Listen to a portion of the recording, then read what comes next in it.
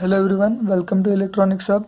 So this video is all about how to remember the values of sine, cos, tan, cosec, sec, cot in 360 degree. Okay, in my school it was taught to me that if these are two axes, then in first quadrant all sine, cos, tan are positive, in second sine is positive, in third tan is positive, and in fourth cos is positive. So similar to that, as sine is positive, cosec will be positive in second, cot will be positive in third, and sec will be positive in fourth, and cosec, sec, cot, all three will be positive in first quadrant. Now instead of mugging up these things, we'll go by the logic. Firstly, we all know that sine wave looks like this. Now we will divide this in 4 parts. This will be first quadrant, second, third, and fourth. We all know this sine wave. In first quadrant it is positive, in second it is positive, in third it is negative, and in fourth also it is negative. So for sine wave, first quadrant positive, second quadrant also positive, third, fourth are negative. So I guess it's easier to remember the wave instead of this. We'll do the same about cos. First positive, second, third negative, negative, and fourth positive. Okay, now we know that tan is sine upon cos. So here sine is 0 and cos is 90 degree. For cos 90 it is 1, so it will start with 0 upon 1, that is 0. It will go up to sine upon cos, that is not defined, so it will go like this. So in first quadrant it is positive. Now in second quadrant sine will be positive and cos will be negative, but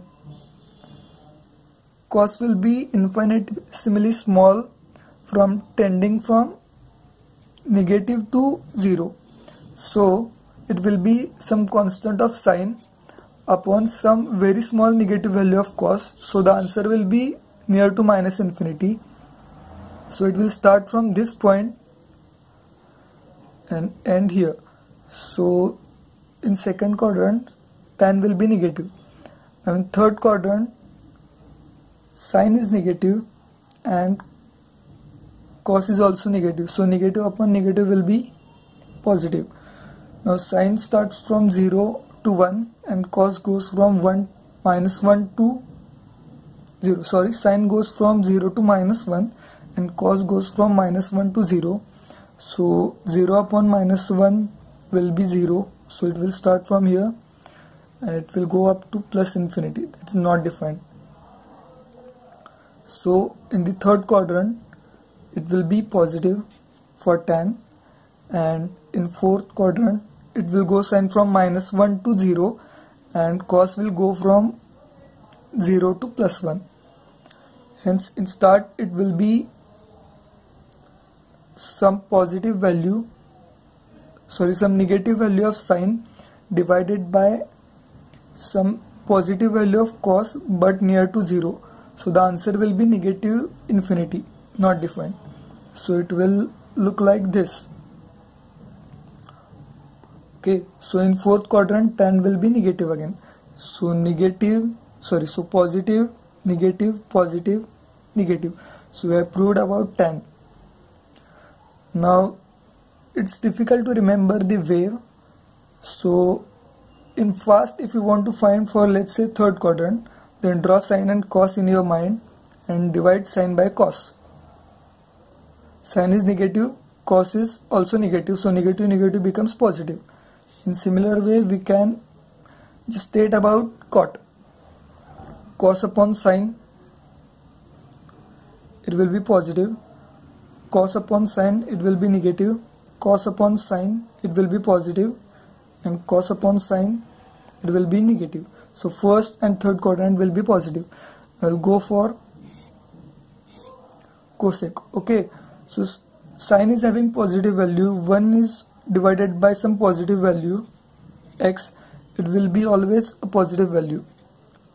So it will follow sine's path like this. This was cosec, and similar for sec. If you want to plot this, then it will start from 1 upon 0, not defined from here, then 1 upon some constant value, so it will reach up to 1 upon 1, let's say it's 1, and it will again go to positive infinity. Now similar to that, it will go from minus infinity to 1 and again to minus infinity. Okay, so this is cosec, and similarly you can